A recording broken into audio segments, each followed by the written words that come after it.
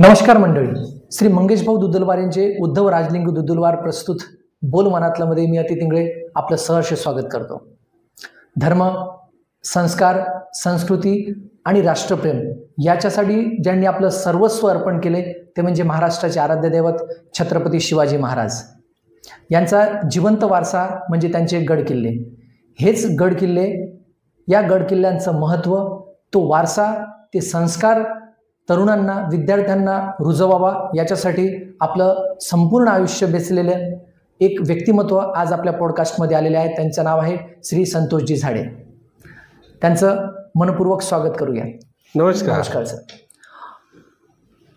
किल्ले बनवा स्पर्धा ही तुम्ही सुरुवात केली, अख्ख्या महाराष्ट्राने त्याला डोक्यावर घेतलं. ही जी काही संकल्पना तुमच्या डोक्यात कशी आली आणि छत्रपती शिवाजी महाराज यांच्याबद्दल तुम्हाला काय वाटतं?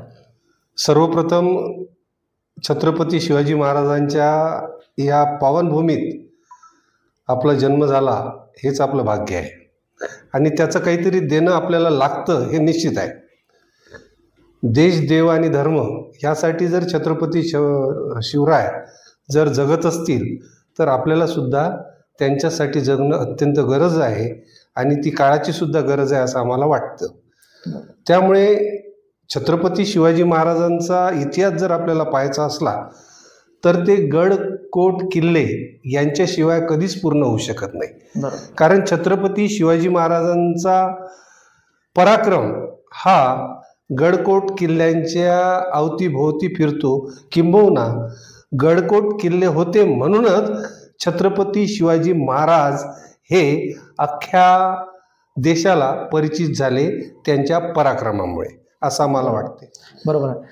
किल्ले बनवा ही स्पर्धा नेहमीच्या स्पर्धेपेक्षा वेगळी होती आणि याच्यामध्ये तुम्हाला शैक्षणिक संस्थेचा तेवढा सहभाग मिळाला का? त्यांचं कसं तुम्ही कोऑर्डिनेट करून त्या सगळ्या गोष्टी करू शकले? हो, निश्चितच किल्ले बनवा स्पर्धा ही आगळी वेगळी आहे. कारण यामध्ये कसं की विद्यार्थी स्वतःहून त्याच्यामध्ये काम करतात. म्हणजे एक किल्ला बनवायचा आहे म्हटलं की त्याला सर्व प्लॅनिंग करावं लागते, त्याचं नियोजन करावं लागते आणि ते करत असताना विद्यार्थी ते स्वनिर्मितीचा आनंद घेतात. त्याच्यामुळे काय होते की त्याला खूप आनंद मिळतो. किल्ले बनवा स्पर्धा ही एक वेगळी आगळी वेगळी कल्पना होती. हे करत असताना तुम्हाला ती कशी कल्पना सुचली की असे किल्ले बनवून विद्यार्थी बनवतील असे किल्ले आणि ते महाराष्ट्रभर फेमस होतील? निश्चितच किल्ले बनवा स्पर्धा ही आगळी वेगळीच होती आणि विदर्भामध्ये किंबहुना दिग्रसमध्ये तरी ती आगळी वेगळी होती. कारण आपण चित्रकला स्पर्धा पाहिली, निबंध स्पर्धा पाहिली, भाषण स्पर्धा पाहिली, परंतु यामध्ये कृती स्वतःला करावं लागते म्हणून निश्चितच ती आगळी वेगळी आहे. आणि हे करत असताना विद्यार्थ्याला स्वतः छत्रपती शिवाजी महाराजांचा इतिहास हा अवगत करावा लागतो, वाचावा लागतो आणि त्याचं दृढीकरण करावं लागते. म्हणूनच ही स्पर्धा आगळी वेगळी आहे असं मला वाटते. आणि याची प्रेरणा मी जेव्हा पुण्याला कुठल्या तरी एका कामानिमित्त 20 वर्षापूर्वी दिवाळीच्या सत्रामध्ये गेलो तर तिथे ठिकठिकाणी किल्ले बनवल्यानंतर त्याचं प्रदर्शन पाहिलं. ते प्रदर्शन पाहिल्यानंतर मला असं वाटलं की ही कल्पना आपण विदर्भात घेऊन जायला पाहिजे आणि ती आपल्या मूळ गावापासून सुरुवात करायला पाहिजे. आणि त्याला असा उदंड प्रतिसाद मिळाला पहिल्या वर्षी 2007 पासून आणि त्यानंतर ही सतत आजची किल्ले बनवा स्पर्धा ही 19वी आहे. आणि हे सर्व घडलं त्या प्रेरणा स्रोतामुळे की जी प्रेरणादायी स्पर्धा मी पुण्याला पाहिली. बरोबर. आणि ज्यावेळी आता आपण पाहतो की छत्रपती शिवाजी महाराजांचं नाव घेतल्यानंतर आपल्या अंगावर शहारे येतातच. बरेच काही जे काही तरुण पिढी आहे की सोशल मीडियावर शिवभक्त आहे परंतु कृतीत नाही. याकडे तुम्ही कसं बघता? हो, बरोबर आहे आतिशजी. कसं आहे की आजकाल दाढी वाढवून अनेक युवक टिकला लावून स्वतःला शिवभक्त दाखवण्याचा प्रयत्न करतात, परंतु शिवभक्त तोच असतो की जो छत्रपती शिवाजी महाराजांचे पूर्ण विचार अंगीकृत करतो आणि त्याप्रमाणे वागतो. आणि मी या युवकांना तेच सांगतो की आपल्याला शिवजयंती ही छत्रपती शिवाजी महाराजांना डोक्यावर न घेता छत्रपती शिवाजी महाराजांचे विचार जर डोक्यात घेतले तर ती छत्रपती शिवाजी महाराजांची खरी जयंती होईल। आणि तोच विचार शिवतेजे संघटना गेल्या 20 वर्षापासून चारित्र्यसंपन्न, देशसंपन्न, राष्ट्रसंपन्न असा युवक घडवण्यासाठी कामी येत आहे। नक्कीच नक्कीच आपण पाहतो की किल्ले बनवा स्पर्धा याद्वारे खऱ्या अर्थानं आपण पाहतो छत्रपती शिवाजी महाराजांचं जे काही कार्य आहे त्यांचा वारसा जपतो आपण, परंतु खऱ्या अर्थानं तरुण पिढी याकडे एवढ्या सिरियसली किंवा मग त्यांचे विचार आत्मसात करत नाही, यासाठी तुम्ही तरुणांना काय संदेश द्याल? बिलकुल, बघा छत्रपती शिवाजी महाराजांचे किल्ले बनवा स्पर्धा जेव्हा मी सुरू केली, किंबहुना आमच्या संस्थेनं सुरू केली, तेव्हा अनेक लोकांनी, अनेक युवकांनी आम्हाला चांगला प्रतिसाद दिला। त्या युवकांना घेऊन मी 2010 साली छत्रपती शिवाजी महाराजांच्या पहिल्या राजधानीला म्हणजेच राजगडला मी त्यांना नेलं। दिग्रसमधून 35 युवकांना मी तिथे नेलं आणि त्या ठिकाणी महाराष्ट्राच्या स्वराज्याचं सुराज्य करण्याची शपथ आम्ही त्या ठिकाणी घेतली। ही शपथ युवकांना यासाठीच दिली की आपण मोठ्या पदापर्यंत जरी नाही पोहोचलो तरी चारित्र्य संपन्न, शिवप्रेमी आणि शिवभक्त तरुण व्हावा आणि अतिशय योग्य नागरिक व्हावा यासाठी तुम्ही प्रयत्न करा आणि त्याप्रमाणे वागा, हीच संकल्प आणि युवकांसाठी आम्ही त्या काळी दिली। बरोबर आहे। त्यानंतर आपण पाहतो आज की किल्ले म्हटल्यानंतर किंवा किल्ले हे आपण पाहतो जनरली की गावाच्या बाहेर आहेत, मग त्या ठिकाणी मग जे काही तरुण पिढी आहे, काही निवडक जे तिथं मद्यपान करतात, ते पार्ट्या करतात, या संदर्भामध्ये तुम्ही काय संदेश द्याल तरुणांना? तर आपण राहतो विदर्भामध्ये। विदर्भामध्ये तसं पाहिलं तर गडकोट किल्ल्यांची संख्या फारच कमी आहे। पश्चिम महाराष्ट्रामध्ये सह्याद्रीच्या कुशीमध्ये हे सर्व गडकोट किल्ले असतात आणि पर्यटनासाठी आजचा युवक गडकोट किल्ल्यावर जातो, परंतु भौतिक चंगळवाद यासाठी तो आज जाताना दिसतो। तिथे वेगवेगळ्या प्रकारच्या पार्ट्या करणं, तुम्ही म्हणता त्या पद्धतीनं दुसरे काही कामं करणं, ह्या युवकाच्या संस्काराचा भाग आहे। या युवकांना वेळीच योग्य प्रकारे संस्कार न दिल्यामुळे तो प्रकार घडतो। परंतु यामध्ये युवकांना आज वेळ आलेली आहे की त्यांनी चारित्र्य संपन्न व्हायला पाहिजे आणि गडकोट किल्ल्याचं संरक्षण स्वतः करायला पाहिजे। नक्कीच सर, मला असं वाटतं की आजच्या डेटमध्ये आपण पाहतो जे तुमचे किल्ले बनवा स्पर्धा आहे किंवा शिवतेज जी संघटना आहे ती आज ब्रँड बनलेली आहे। आता हे जे शिवतेज संघटना आहे ते शिवरायांचे विचार जपण्यासाठी आहे की स्वतःची ओळख निर्माण करण्यासाठी तुम्ही सुरू केलं? या महाराष्ट्रात मला तरी वाटते की छत्रपती शिवरायच हा एक ब्रँड आहे आणि छत्रपती शिवाजी महाराजांचं नाव घेऊन अतिशय उत्कृष्ट जर तुम्ही काम कराल तर नक्कीच तुम्हाला ब्रँडेड म्हणून ओळखल्या जाईल। आणि लोक जर आम्हाला जर ब्रँड देत असतील तर ते योग्यच आहे। आणि युवकांना जर आपल्याला संदेश द्यायचा आहे तर आम्ही हे जे उपक्रम हाती घेतला हा प्रसिद्धीसाठी नाही, तुम्ही स्वतःला सिद्ध करा तेव्हाच तुम्हाला प्रसिद्धी मिळते। आणि सिद्ध करण्यासाठी आपल्याला कुठली गोष्ट सातत्यानं करणं गरजेचं असते आणि हे करत असताना आम्हाला आज तुम्ही बोलवणे इतपत दखलपात्र आम्ही 19 वर्षानंतर झालो आणि कोणीतरी आमची दखल घेतली, याबद्दल तुमचं खरोखर अभिनंदन आणि धन्यवाद। आपण पाहतो की 19 वर्ष आपल्याला या किल्ले बनवा स्पर्धेला झालेले आहेत, तर असं हे किल्ले बनवत असताना आपल्याला असं वाटलं नाही का की बाबा काहीतरी आपण महाराष्ट्रासाठी देत आहोत किंवा महाराष्ट्र आपल्यासाठी आपला पाहत आहे, तरुण पिढी आपल्याकडे बघत आहे, तर त्यावेळी तुम्ही तरुणांना ती दिशा देण्यासाठी काय सांगाल? निश्चितच कसं आहे की दिशा हे छत्रपती शिवाजी महाराजांचा एक भक्त म्हणून तुम्ही त्यांच्या प्रतिमेकडे जरी पाहिलं तरी तुम्हाला ते काही भरपूर काही देऊ शकते। आणि आजच्या पिढीला छत्रपती शिवाजी महाराजांचा वारसा हाच वाचू शकतो असा आमचा ठाम विश्वास आहे. आपण पाहतो की एवढ्या वर्षापासून तुम्ही हे शिवतेज संदर्भामध्ये आपण पाहतो की किल्ले बनवा स्पर्धा तुम्ही घेत आहात.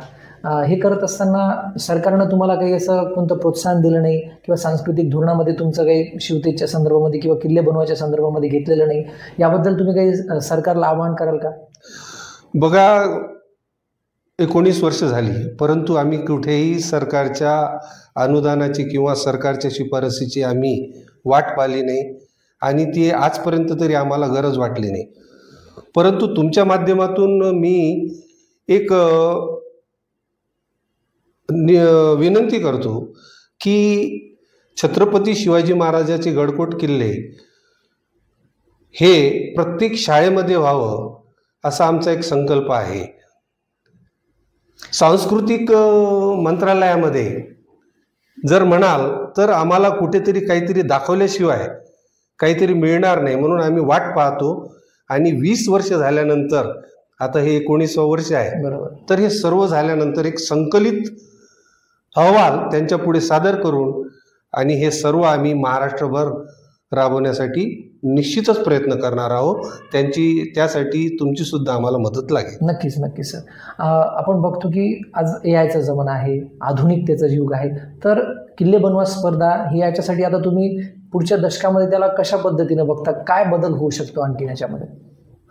ही जी आभासी प्रज्ञा आहे, ज्याला आपण AI म्हणतो, तर ती त्याच्या पलीकडचे छत्रपती शिवाजी महाराज आहे. या आभासी प्रज्ञेपेक्षा कृतीयुक्त जर प्रज्ञा जर असेल तर ही आमची किल्ले बनवा स्पर्धा ही मॅन्युअलीच राहील, म्हणजे व्यक्तीनं करतील, योग करतील अशीच राहील. आणि ती सध्या आम्ही जिल्ह्यावरून महाराष्ट्रामध्ये राबवण्यासाठी प्रयत्नशील आहोत आणि तसा आम्हाला खूप मोठ्या प्रमाणावर प्रतिसादसुद्धा मिळत आहे. आमच्या प्रेक्षकांना, शिवभक्त प्रेक्षक आहेत, त्यांना तुम्ही कोणता मोलाचा संदेश द्याल? तरुणांना कोणता मोलाचा संदेश द्याल? की आपण पाहतो छत्रपती शिवाजी महाराजांनी बऱ्याच गोष्टीमध्ये संस्कार, आपली संस्कृती जपण्यासाठी बरंच कार्य केलं, की ती तरुणांना तुम्ही काय संदेश द्याल की छत्रपती शिवरायांचं तुम्ही कसा म्हणजे अनुकरण केलं पाहिजे? बघा, छत्रपती शिवाजी महाराजांच्या या पावन मातीमध्ये आपण खेळावं. आता प्रत्येक युवक संगणक, मोबाईल, लॅपटॉप याच्या विळख्यामध्ये आहे. बरोबर. आणि विद्यार्थ्याकडून त्यांच्या पालकाच्या सुद्धा खूप अपेक्षा वाढल्या.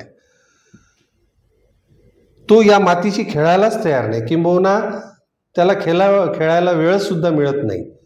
तर आमची जी संकल्पना होती की या संगणकी युगामध्ये विद्यार्थी, युवक हा या मातीशी एकरूप झाला पाहिजे आणि त्यातूनच छत्रपती शिवाजी महाराजांच्या गडकोट किल्ल्याचा, पराक्रमाचा इतिहास त्याला माहीत होईल.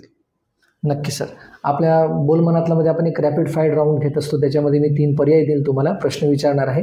तर किल्ले बांधणं ही स्पर्धा आहे का संस्काराचं साधन आहे? फक्त स्पर्धा आहे, संस्काराचं साधन आहे, की प्रसिद्धीचं माध्यम आहे? बघा, आधीच मी सांगितलं की सिद्ध केल्याशिवाय काही प्रसिद्धी मिळत नाही, परंतु माझ्या मते ते संस्काराचं साधन आहे. ओके. एक किल्ला बांधताना मुलाच्या मनात काय बांधलं जातं? शौर्य बांधलं जातं, प्रतिष्ठा की प्रसिद्धी? अर्थातच शौर्य. कारण जोपर्यंत शौर्य आपल्याला प्रोत्साहित करणार नाही तोपर्यंत आपण काहीच करू शकणार नाही. नक्की नक्की सर. किल्ले जपणं ही जबाबदारी कोणाची? शासनाची, समाजाची की दोघांची? तर यावेळेस मी म्हणेल की दोघांची, शासनाची आणि समाजाची आहे. शिवतेज संस्था म्हणजे संस्काराचं शस्त्र, राजकारणाचं व्यासपीठ की प्रसिद्धीचा मार्ग? संस्काराचं शस्त्र. ओके. किल्ल्यांवर आज पार्टी सुरू असते, दोष कोणाचा? शासनाचा, तरुणांचा की संस्काराचा? अर्थातच तरुणाचा. कारण तरुण संस्कारित झाला नाही तर काही होणार नाही, म्हणून तो सुरुवातीचा दोष तरुणाचाच म्हणावा लागेल. शासनाकडे पाठिंबा नाही तर 19 वर्ष सातत्य कसं राखता आलं तुम्हाला? श्रद्धा होती तुमची, हट्ट होता की जनतेचा पाठिंबा होता?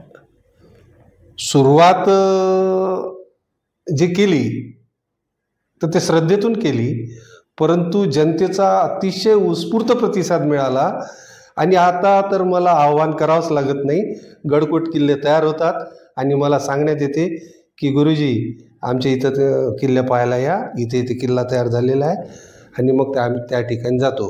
म्हणजेच जनतेचा पाठिंबा. पुढच्या दशकात किल्लोत्सव कसा असेल? राष्ट्रीय स्तरावर असेल, आंतरराष्ट्रीय स्तरावर असेल की डिजिटल स्वरूपात असेल? तर ते सध्या आपण राज्य स्तरावर घेऊ, राष्ट्रीय स्तरावर जाण्याच्या आधी, कारण कुठली गोष्ट पायरी पायरीने जाण्यासाठी आपण बांधील आहोत. नक्कीच. शिवतेज उपक्रमाचं सर्वात मोठं यश काय? लाखो विद्यार्थी सहभागी होतात, ते किल्ल्याचं पुनरुज्जीवन करणं की विचारांचा जागर करणं? विचारांचं जागर केल्याशिवाय किल्ल्याचं पुनरुज्जीवन होणारच नाही. म्हणून सर्वात आधी विचाराचा जागर करावा लागेल आणि नंतरच जी फौज तयार होईल संस्कारी, ती फौज किल्ल्यांचं पावित्र्य राखेल आणि त्याचं जतन करेल. नक्की सर. शिवतेज किल्लोत्सवात राजकारणाचा स्पर्श व्हावा का? हो किंवा नाही, किंवा आवश्यक मर्यादेत असला पाहिजे? अर्थातच 100% नाही. कारण सर्व जे काही घडलेलं आहे, महाराष्ट्रातील किल्ल्याची दुरावस्था, मला तर असं वाटते की ते राजकारणामुळे आहे. म्हणून माझ्या तरी या किल्लोत्सवाला राजकारणाचा कुठलाही टच असता कामा नये, या मताशी मी ठाम आहे. ओके. तरुणांच्या मनात शिवराय रुजवण्यासाठी काय सर्वाधिक प्रभावी आहे? कथा, कृती की उदाहरण? कृती ही आयुष्यभर कायम राहते, त्यामुळे कृतीला फार महत्त्व आहे. कृती जर नसेल तर कमी अधिक फरकाने त्याच्यामध्ये विकृती निर्माण होते. बघा, किल्ल्यांचं पुनरुज्जीवन सुरू करायचं असेल तर पहिलं पाऊल काय असेल? जनजागृती, निधी की कायदा? कायद्यानं सर्वच गोष्टी होत नाही, याला जनजागृतीची जोड दिल्याशिवाय. कायदा तर नंतरची बाब आहे, परंतु जनजागृती फार महत्त्वाची आहे. ओके. शेवटचा प्रश्न की शिवरायांचे कोणते गुण आजच्या नेत्यांनी शिकावेत? लोकसेवा, दूरदृष्टी की प्रामाणिकपणा? दूरदृष्टी असल्याशिवाय आपण छत्रपती शिवाजी महाराज अंतरात्म्यात उतरूच शकत नाही. छत्रपती दूरदृष्टीचे द्रष्टे होते, त्यामुळंच आपण त्यांना घराघरामध्ये पुजतो. म्हणून दूरदृष्टी फार महत्त्वाची आहे. धन्यवाद सर.